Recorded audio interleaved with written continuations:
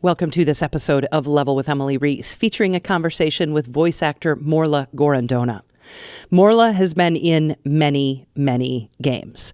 I love Morla in Destiny 2. She plays Eris Morn, a fan favorite, huge, big-time fan favorite.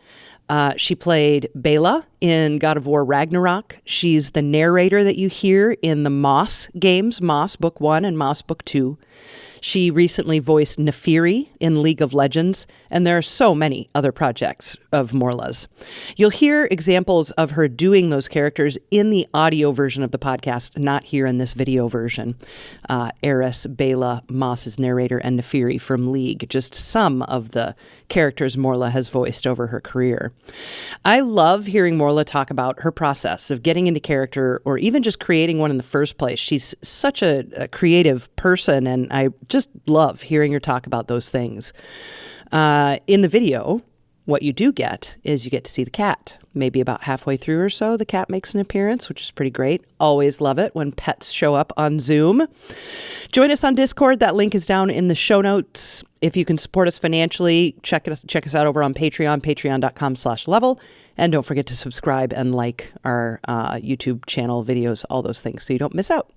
All right, we start off with Morla and I just getting caught up. It's been many years since we had a chance to talk. So here's Morla Gorrondona. I think about our previous interview conversation, and I even mentioned in email, like, it's really just, the conversation with you is wonderful, and your podcast is of my favorites, and so it feels unfathomable that it's been so long. Like, you're always in the background of my mind as well, or in my life as well. So yeah, I feel present. So I guess Sweet. That's why it's just like, well, we just spoke, but then in reality, it's been ages. Lifetimes. I know. The timing is good, though, because there is a brand new season of Destiny, and Destiny 2, if I am to be really specific. And, you know, you're definitely a fan favorite in there and have been consistently. Like, everybody loves Eris Morn. And Eris Morn is wacky, and she's gone a little loopy, but she's really smart and she's great. And, I mean, she's just consistently been a fan favorite. So kudos to that for creating her. Oh, well, I mean, a village, right? It's for sure. I never know whether she's gonna be around or what her journey is, and I love her journey. I am consistently surprised and blown away at the twists and turns of her life, and this season is for sure no different. Yeah. You get to say just classic, wonderful things as Eris.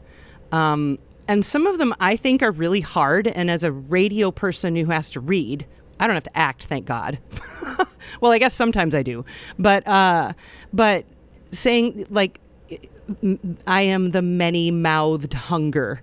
Yeah, that was good. I like that one. I am the knife-edged truth. Those are things that are hard to say. That's a mouthful. So, like, talk to me when you see phrases like that and you're just Eris. Like, how do you kind of absorb that into the character?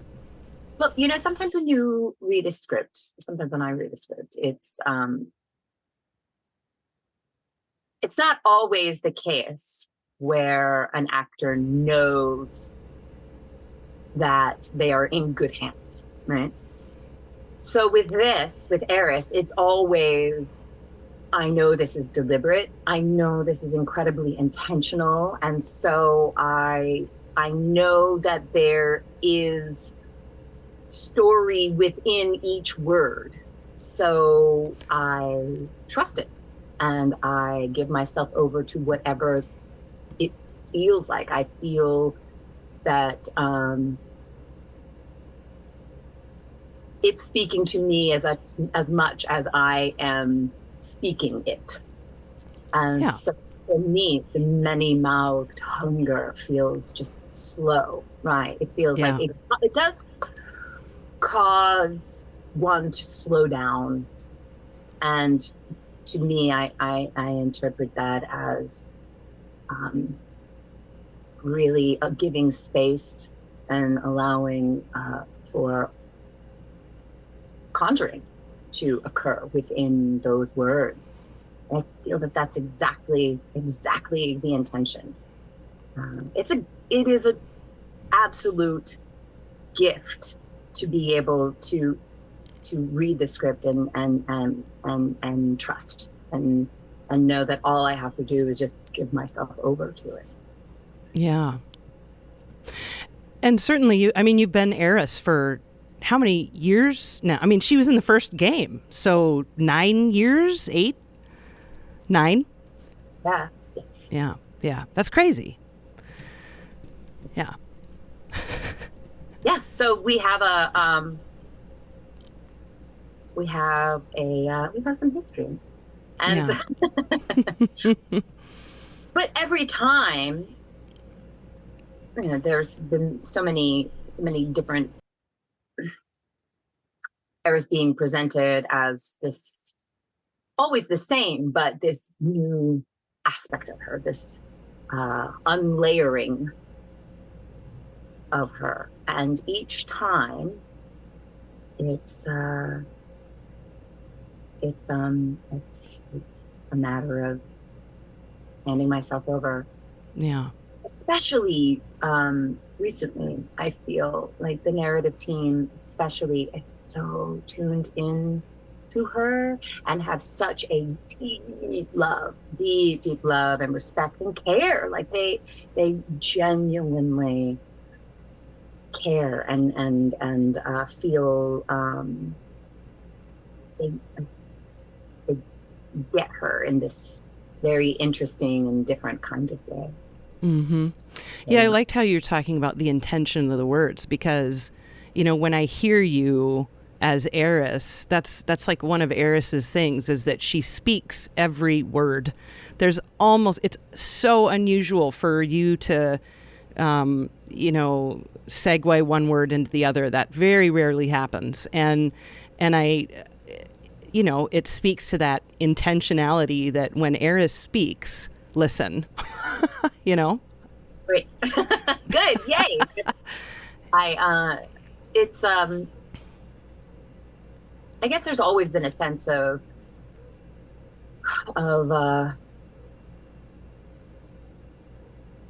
conjuring, but I feel like it's bigger and more specific, like in this incarnation.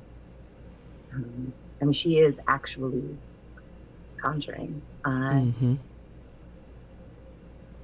But going from wondering, is she trustworthy to on this, like stepping away from the idea of whether she's mad or not, and then kind of moving more toward it, and then becoming the safe haven for those who are experiencing some madness to be and now this very approaching godliness. She's always been separate from everyone, even when she's felt closest, even when she's taking other characters under her wing and speaking softly to them or about them, and even in her tenderest moments, she's still very removed from them. There's always a sense of she's not quite like everyone else. I like that. I like that. I try to feel that way about myself. And I do feel that in this odd kind of way, Eris and I have had a very similar life journey. And and it's all by happenstance, of course. The folks at Bungie have no idea what's going on in my life, nor would they model a character after her if they did. But it's been oddly symbiotic. I mean, Eris has undergone quite a transformation in this season. Do you feel like you've undergone some kind of and you don't have to go into specifics, but do you feel like that? You know, I've been in Los Angeles for a while now, and there is kind of a sense of finally arriving. Mm. And I've had flavors of that before, and then, you know, whether it be strike or COVID or other strike, you know, it's been these things that have kind of taken the wind out of my sails at various times, and feel like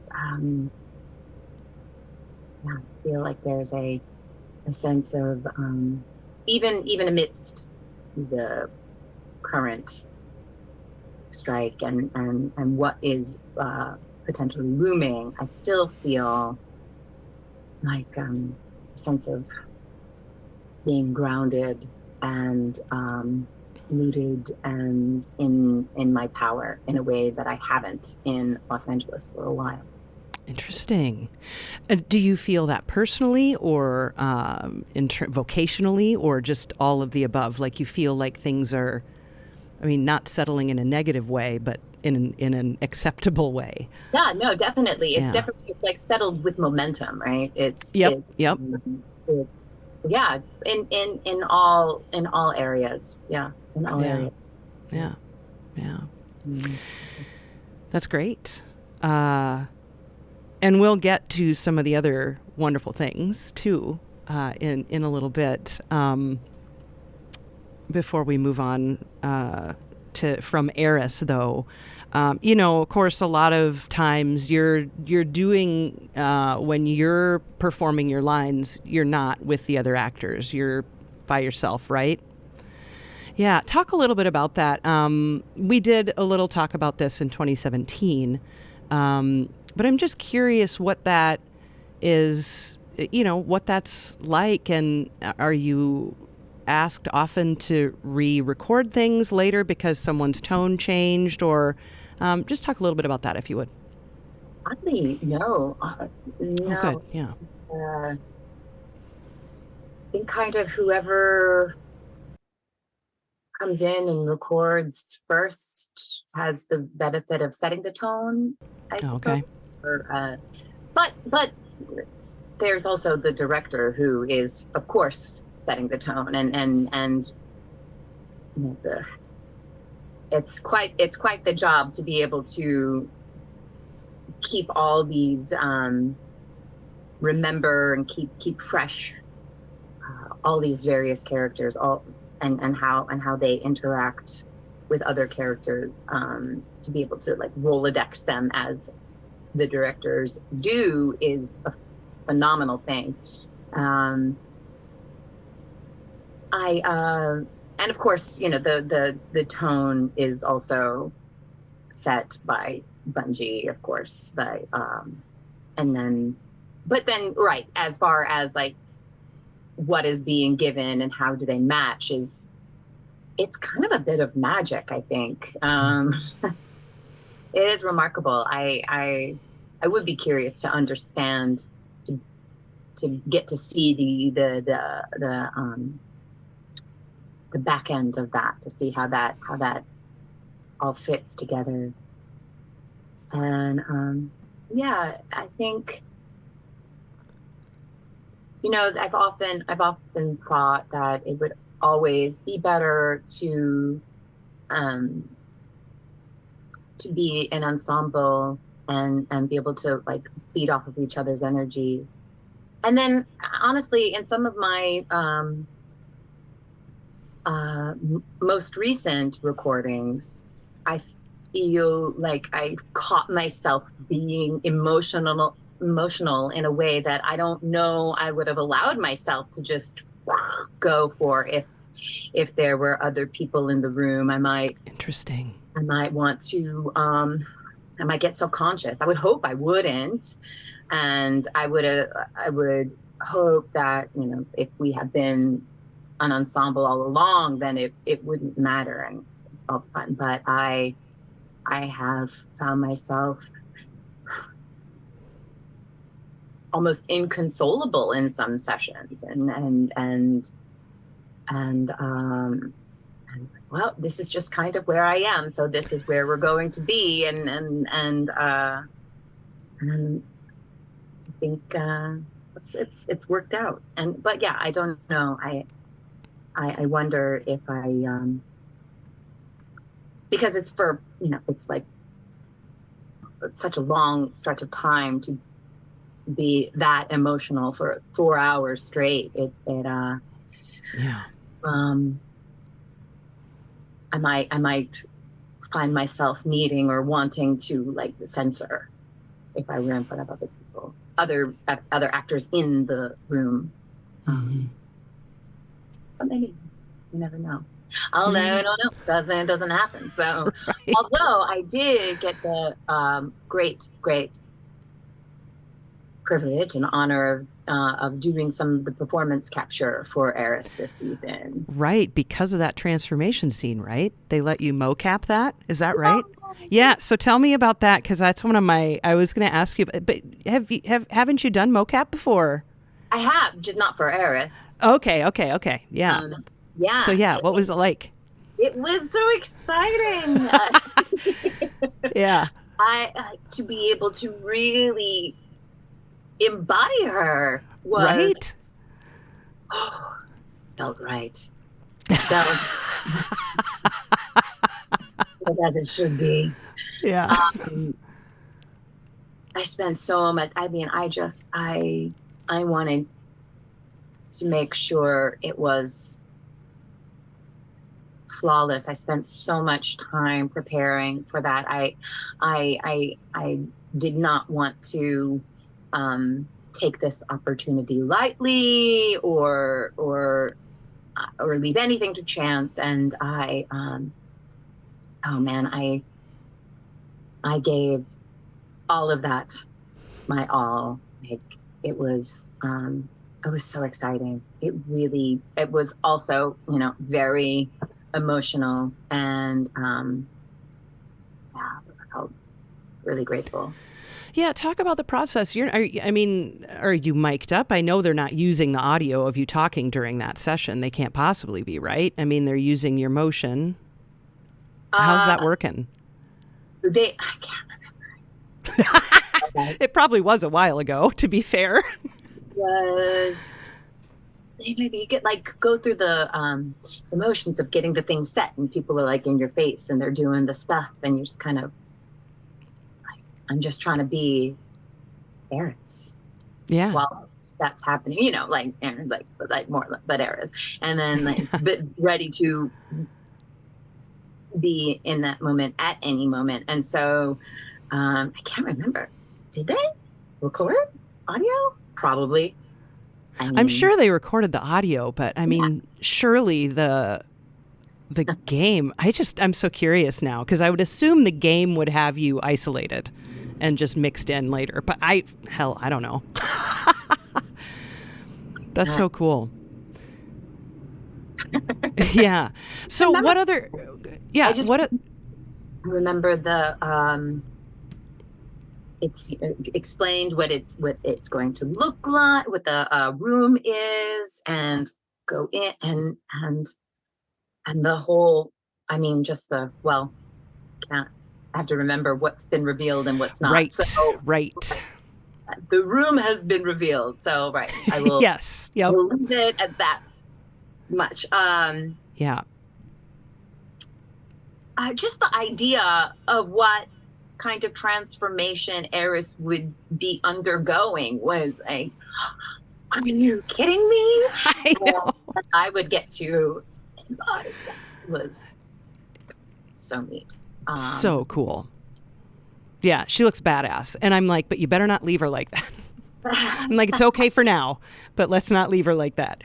But no, it's very cool. And of course, now there's additional processing on your voice in the game, which wasn't there before. So that's kind of fun too. Yeah, but there's still a pitching down, but then stuff added on top of it. They pitch you down? Huh? They pitch you down? I pitched myself right. down. Yes. Right. Yep. And I mean, I have Eris, and then I have the high Eris voice. So it's definitely okay. a different character for me. Really? And a different physicality. At least when I'm, to me, like even when I'm in the VO booth, I do this with all my characters. I come up with a physicality for them, like a stance, like a neutral stance. And so her stance is different. High Eris's stance is different from Eris's stance. Normal Eris. Yeah, I mean, you studied normal Eris because she's not. Right. It's as normal as she's ever going to get anymore, probably. You've studied physical acting and combat stuff. And I mean, you were a theater person. So I would imagine, if I think about what would it be like if Emily was a voice actor, like I just am not, I'm not minded that way. You know what I mean? So I know that, you just said you do that for every character. It's like, this is why you do this, and I know we're going to come back to Eris, but, when you do something like Moss, where you're narrating, that's still a character, right? So talk to me about the nuance there. Well, there's the physicality associated with Moss have more to do with like a indication, because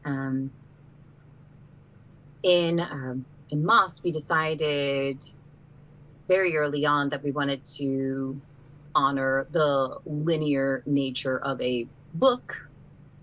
And so the option was to record all the voices separately and then have them added in later, or just to do it storybook style. And so that felt right to me. That's how I read to my son.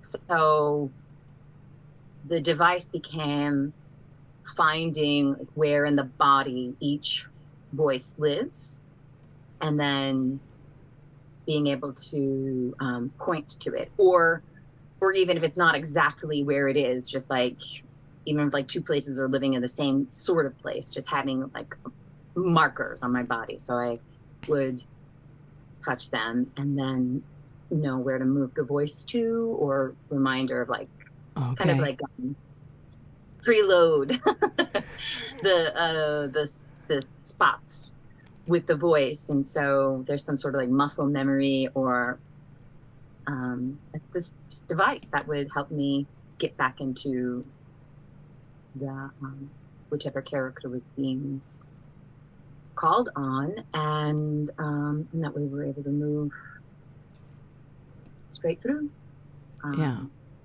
Which I liked it that way. Felt right. Mm-hmm. And also with Moss, I would imagine that the people who you're closest to in life can hear you do any voice and be like, that's Morla. But, when I hear Moss, I'm like, oh, that's Morla.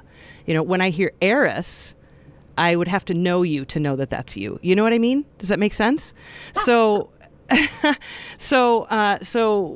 something like Moss, where it does seem more of a, I don't want to get in trouble with this word, but more of a natural, because I know that, like you're saying, you can say a phrase or touch where the voice is and you're in the voice. But talk to me a little bit about that jumbled mess of a question that I just asked, which isn't even really a question. It's so, I mean, yeah, the narrator is born out of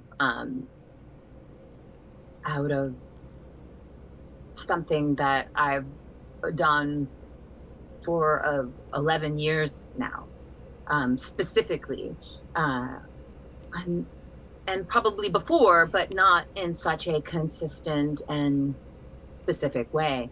And that's reading bedtime stories to my son. So yeah, that makes perfect sense that narrator and all the characters within that would sound more like me. They that feels right.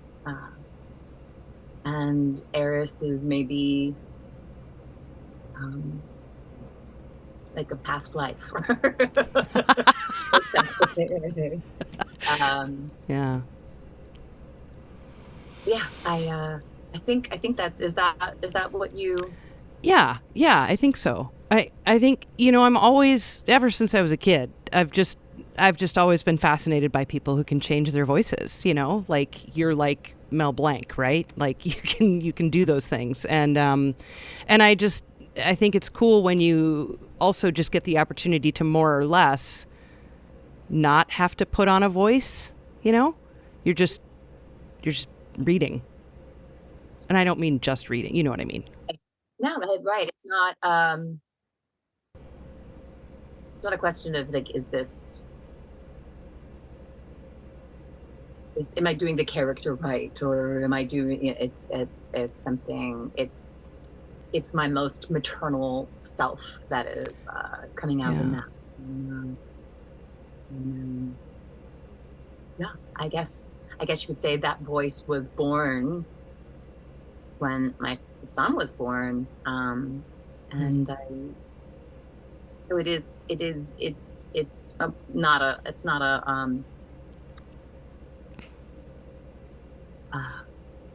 yeah, that's the voice that I speak to him, and that's the voice that I read to him. Yeah, it's very intimate and special voice. Yeah. That's that's not put on, but it's just the way that it's we speak to different people. I assume. I don't know. Do people do that? I mean, I maybe that's just me.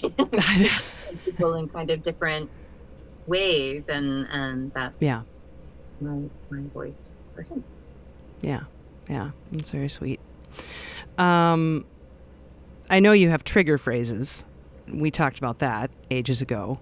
And I don't know if you still use your trigger voices whenever you have to do things, or if you have any new trigger phrases that you'd like to share, or if you have any related to Eris at all. Oh no, Eris is always just there. Eris is just there. I figured that because you've been with her for a while now, so you can just snap into Eris mode. The purest, most Eris line is from The Dark Below. Like, I have seen what the hive call a god. That one feels like OG Eris, the purest distillation. Yeah. But even Eris now isn't really quite so much like that anymore. So it's okay. Right. She is as her character evolves, her voice has been too, in this sometimes subtle, sometimes not so subtle ways.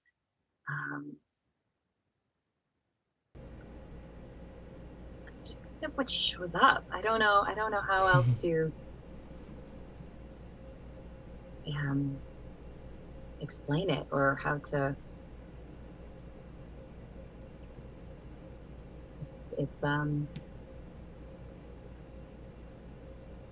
what's presented to Eris, and the voice that shows up for that is the voice.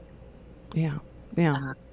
As far as like the trigger, I've had to.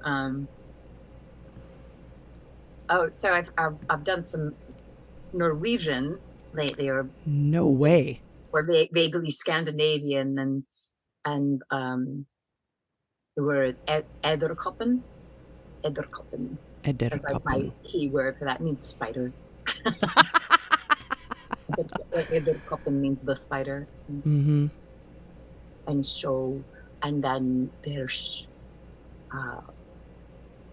had for Danish is much more close to the front, and then I had like the Icelandic, which is really like me just doing an impression of Bjork, but but yeah, Norwegian and then Danish and then Icelandic is like more up here with the rolling of the R's. Yeah.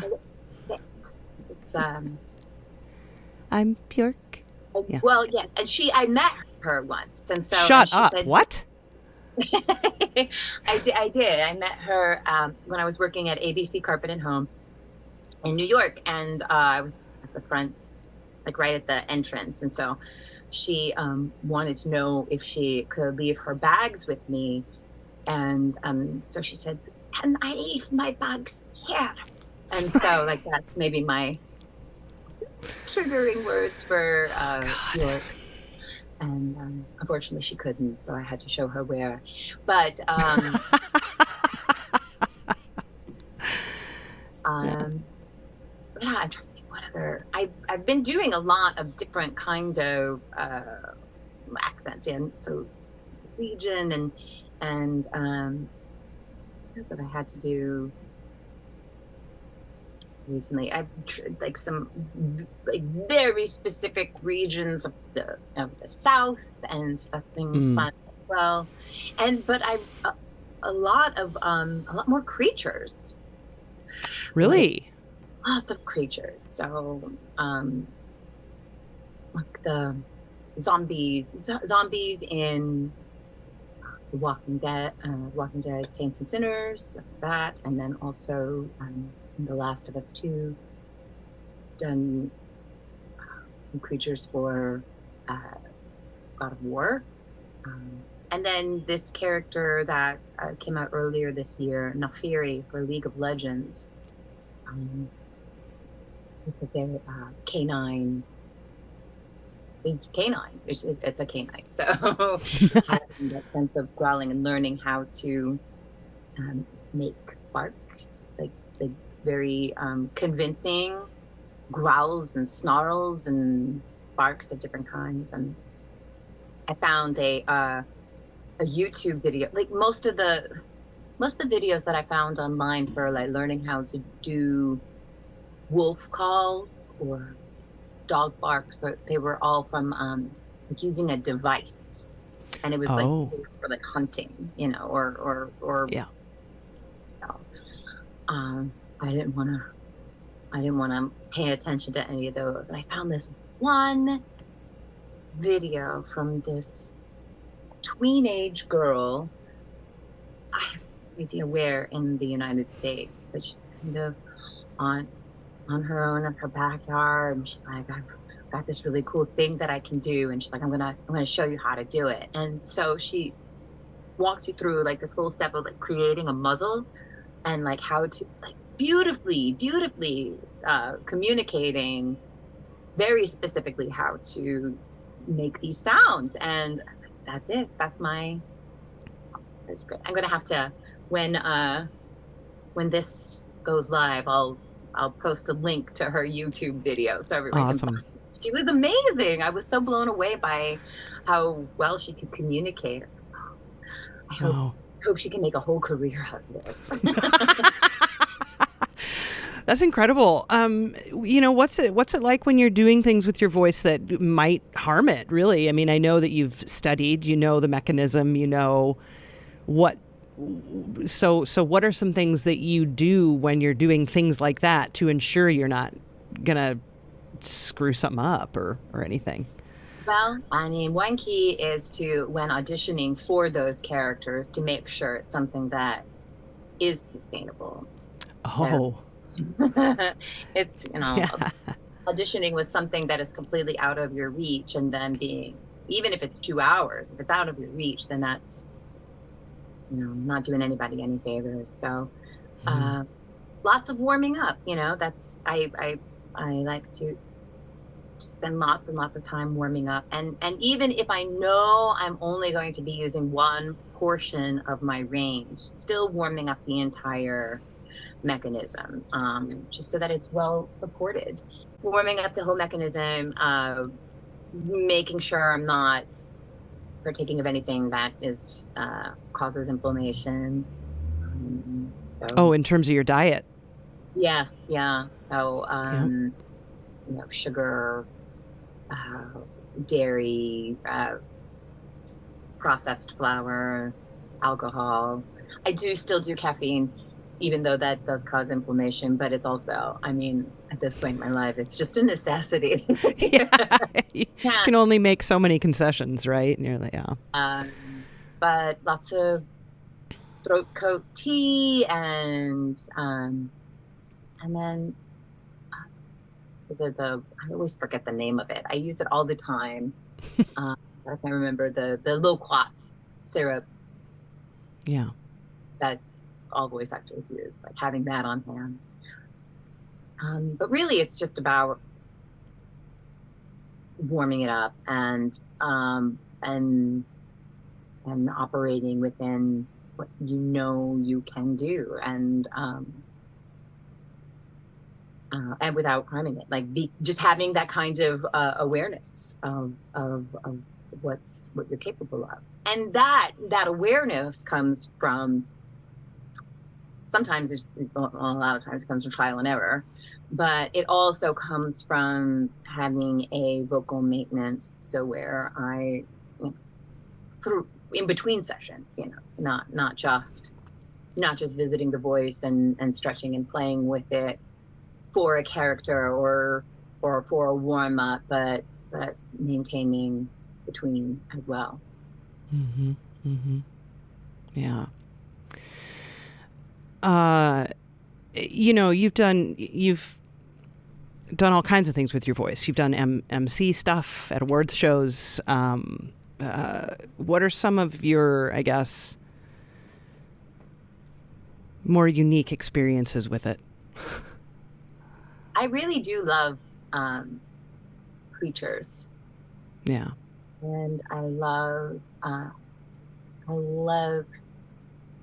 when I'm given a script, like for God of War, I was, the audition was in Old Norse, and just like, yes, I love that. I love going after something that is foreign to me, whether it's Old Norse or an invented language, or I like things where like I'm creating the rules, so to speak, where it's, well, we've never done this before. Same as with Nefarious. Like, well, we're trying something out. Great. It's like you can't get it wrong, and that's a beautiful feeling when it's scary, because I remember having this sensation, particularly with the God of War, for the character, the Old Norse character. It's a berserker owl was the character, and getting ready to do something, and then stopping myself and saying out loud that, like, I feel nervous in this moment because I want to make sure I get it right. And then the director saying, it doesn't exist, so whatever you do is right. And that's like, that's a good feeling. Oh, I'm making the rules, and like I can just let it go and be free and stretch and create. And it's like, it really feels like creation in the purest sense. It feels like total vulnerability too, because it's just, when you're playing with sounds, and sometimes when you open your mouth, you don't know if what you intend to come out is going to come out. And so it's the sense of like almost wanting to stop it before, and then just going anyway. And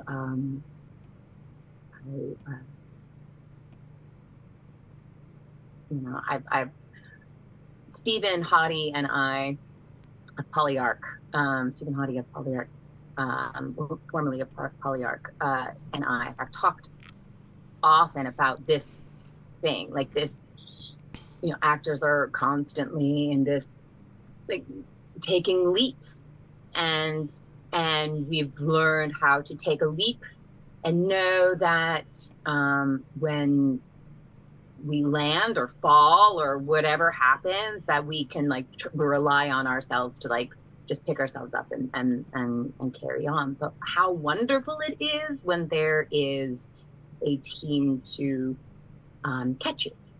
And as has been the case with Polyarch, and as was the case when I was working on God of War, and this, just like whatever you create, whatever you make is it. And it's like, oh, it's just this, it's a simple thing. It's a simple safety net, right? And the same with Nathiri. I should not leave them out at all. Absolutely. It's just like, yes.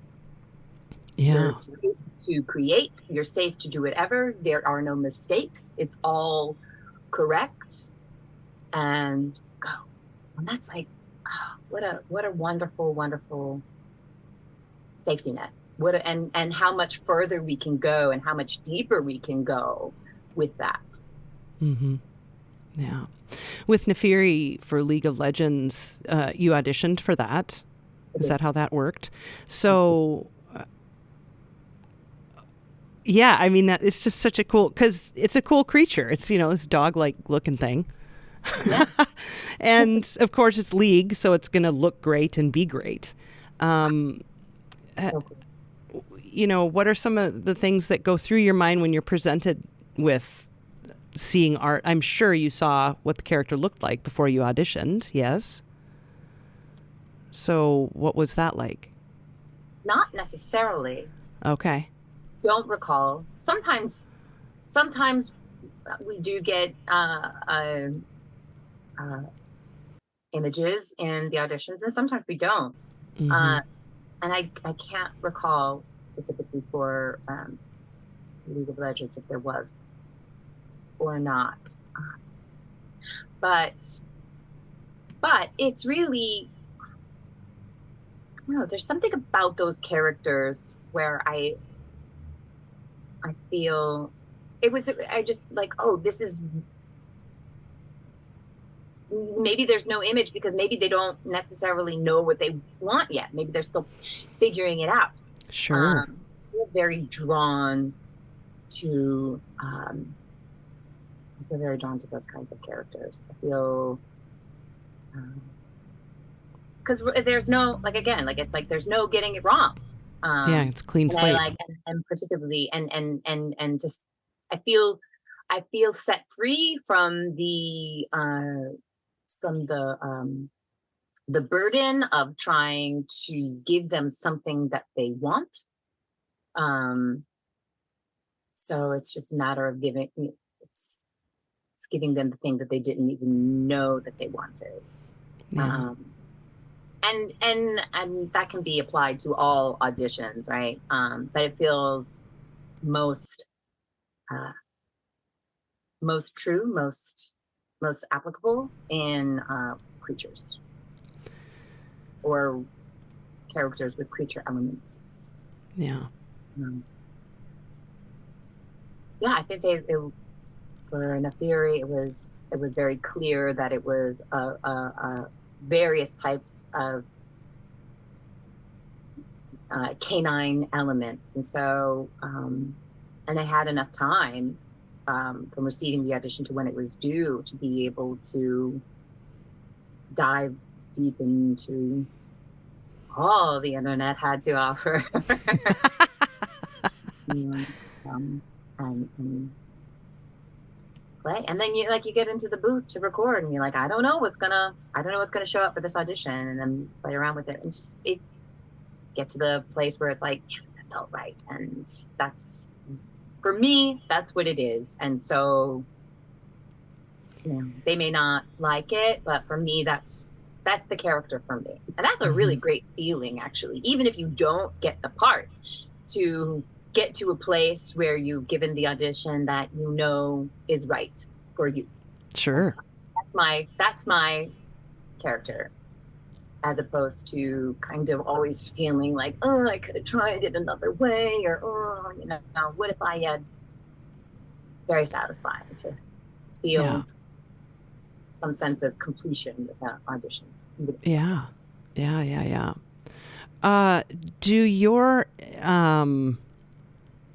Does your media consumption mirror your voice acting interests? Like, because as you're talking about how much you love doing creatures, I'm like, oh, well, I wonder if you really are into fantasy and stuff too, just in general, or if it's literally the vocal gymnastics or the vocal challenge that draws you to creatures. You know what I mean? It's the I'm really about that.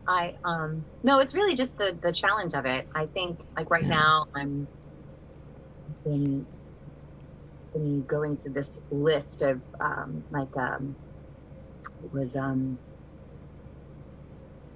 timeouts, 100 movies you should watch immediately, and a lot of them are the movies that show up on all the lists, but then a lot of them aren't. And so I've been going through that recently. So like nice. Today I watched Paris, Texas, and Blue Velvet and Grey Gardens yesterday. So not many creatures. I was resting up. And so I went, figured if I'm going to be choosing to be in bed today, I'm going to be as kind of productive as one can be. So I went into this deep dive of films, and but yeah, no creatures, not too many creatures in those. Yeah, because I remember when we spoke, years ago, it was you talking about your influences, and they were all singers. I remember it was Ella Fitzgerald and Björk. I can't remember the third singer, but it was another absolutely fantastic singer, just known for, that kind of quality. So, and I've always found that so interesting that those are your influences. And I've interviewed composers who have said their influences are books, authors. So, I mean, I get it. It's not, but I find that really interesting, that it's really the vocal, it's the vocal stuff is what draws you to something. It's always the vocal stuff. It's Mike Patton and Lisa Gerrard are the other two. And, okay. Oh yeah. Faith No More. Yeah. And yeah. Dead Can Dance. And Dead Can Dance still is who I listen to when I am preparing for Eris, and what I listen to as I play and stretch and discover undiscovered corners of my bass cavity, mechanism. And there's still always more to discover, which is, I wouldn't think that there would be anymore, but that is listening to Dead Can Dance specifically, and not just mimicking or recreating Lisa Gerrard's voice, but also the instruments, has been my favorite way to explore, my favorite map. Mm-hmm. It's very close to be on that map, but it is my favorite map. And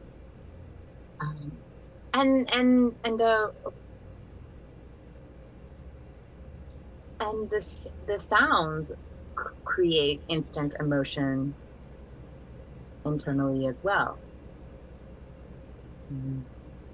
Yeah, just thinking about it, I feel like I start to recreate it with my body, like what that sounds like. What I'm hearing in my head, I immediately start to demonstrate with my body without even trying to. And I like we spoke about earlier, and there's just such a voice body, emotion, connection, too. So I feel like letting the music not just be a part of the voice, a part of my body, but like the whole body, all letting that emotion live in every cell. You know, I don't think I ever have asked you if you're a musician other than acting. You know, I mean, what are you? No. Okay, yeah. I mean, I like to pretend like I can sing. I mean, Don't we all? I think I'm probably an okay singer, but it's I get very nervous singing in front of. Yeah. So yeah, it's like my worst nightmare. Yeah. I enjoy it. It's just it never sounds the same when I'm in front of other people than it does when I'm at home. And so I guess that's the thing. It's like I always like I am a good singer. They're like, well, I mean, it doesn't matter if you can't do it in front of other people. It's yeah.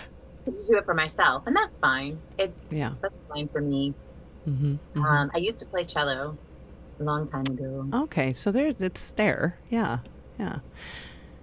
My son played cello for 2 years too, so that was. And they say that if you have a thing that you do in these specific years, like what is it, like your tweenage years, that it will be with you for the rest of your life. And so when he brought home the cello, I asked if I could. I asked if I could play, and I picked it up, and immediately it was like, there it was. Wow. Like, go tell Aunt Rhody, and Likely Road was all right there. I'm like, oh. Yeah. Just have a cool feeling.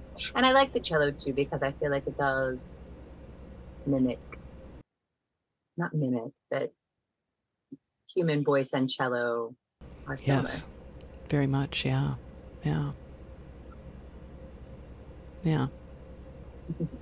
It's awesome. Well, Morla, I mean, what more do you want to talk about? What's on your mind in the world of video game voice acting? And voice acting in general? Oh, I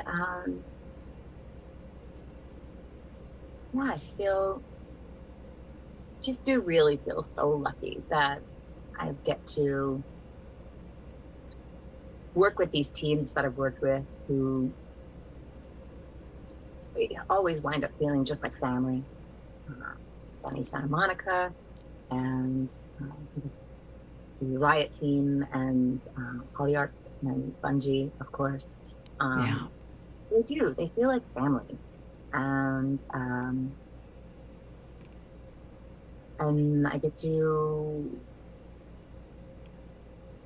interact with or become or lend my voice to characters that are interesting and exciting and have something to say, have a point of view, are often unlike anything else. You know, we haven't really talked much about Bela, the character Bela in God of War. She was amazing. This dark elf, and her relationship with her husband in the game, who is a light elf, and how they're supposed to be mortal enemies, and they are not, and they were imprisoned next to each other and fell in love, and she's very rough around the edges. Black and white, but like with this fierce heart that really only he can see, and she just looks cool. She's got horns coming out of her head and like wasp wings, and she's blue, and she's just beautiful and powerful and a warrior and secretly tender, and yeah, I like that. Well, I mean, even go ahead. And I feel lucky enough to, and like actually there is one of the people that I worked with at Sunny Santa Monica, his son turns out is a huge Minecraft fan, and his son was born the exact same day as my son, and then they wind up becoming really good friends. And so it's like, wow, you really are like family. So, and I'm always marveling at how things kind of arrive, like how Bela arrived for me feels like magic. And I get emotional whenever I think about it. How Neferi arrived for me feels like magic, and that they took a chance, and that they trusted me. I always feel so grateful that these teams are like, we want to try something new, and or we want to do this thing, and like, Morla, let's get Morla. She could do this strange thing that, I don't know, let's try it. And then like, yeah, thanks. And like, I'll do it. I'll give it everything I have. And I just feel really lucky. And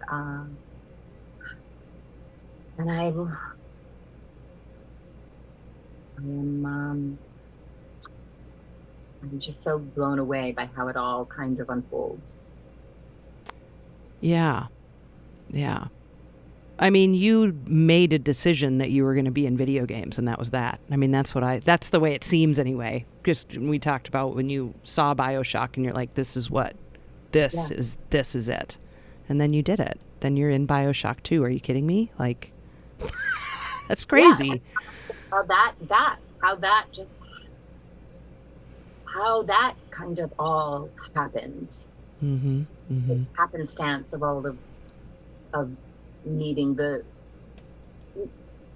person who was not yet the casting and dialogue director for that game, but meeting him in another state, and this, hey, you're an instant pal, and then months later. Mm-hmm. It is all a bit of magic, and there are times where things are quiet. I wonder if this means that I've experienced everything there is to experience, or my time here has come to an end. Like it arrived in a way that, that felt like a gift. And maybe, sometimes I wonder when there's bits of quiet, it's like, oh, well, maybe it's just its time has run out, and then the gift returns, and it always seems to. It does seem to keep returning and reaffirming my decisions. Yeah. And that is why I am perpetually grateful and feel so lucky. Mm-hmm. Mm-hmm. What's next for you? I'm sure there are things you can't talk about, but is there anything you are working on that you can tell us about? That this actually I was just able to announce it today, that Glass Breakers is coming out, and that's also the Polyarch team. And so I can talk about that, my participation in that one. So that's exciting. Awesome. Continuing the story of Moss in a new and exciting way. Oh, cool. Okay. I think that's really the only bit that I am able to disclose at this point, but rest assured. Sure. We're in the midst of the season of The Witch. Mm-hmm. We gotta find out what happens. I know. That's what I'm going to do as soon as we hang up. Just got to go find out what happened this week. I was like, I should have done that. I should have timed it so I could at least see what happened this week before I talked to you. But then I mean, this is going to be weeks before we publish anyway. But yeah, it did cross my mind. I was like, oh shit, this is reset day. I should have waited. Oh well, I'm excited to see what happens. Hey. Yeah, and I just love. I love how much everybody loves her. You know what I mean? It's like, to me, that just means Eris is going to be around for a while because we all love her so much, and you know, you're the reason for that. So, and yeah, I never know, right? Like, yeah. And I didn't know when she came out how she was going to be received, and at each incarnation, I'm like, oh, are we moving too far away from the original? Are people going to get bored with her, or like, what's like, I don't know, have we gone too far? Yeah. And yeah, man, what a wonderful community, and so willing to express their love of Eris, and it feels very, as I even said on that platform that we were just talking about. Yeah, I feel like my heart is full. It's just so full. It's just such a huge outpouring of love, and that's very nice. Oh, hi, Kitty. Introduce us. Who's this? This is Jet. Hi, Jet. Hi. Are you the one that's been tottering around this whole time? Yes, he gets very envious when my attention is anywhere else. Yes, of course. Yeah. He must make himself known, right? Wonderful. All right. Well, Morla, thank you so much for all your time today. And it's just always a delight and a pleasure to hear you and, of course, see you. So thanks so much for chatting with me today. Thank you so much. I'm so happy to see you and spend some time.